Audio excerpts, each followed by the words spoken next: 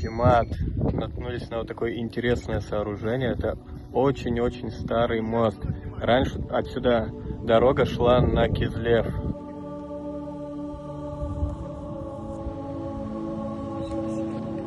Вот такой он, посмотрите, какая кладка.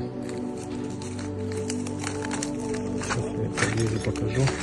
Таких сооружений мало осталось.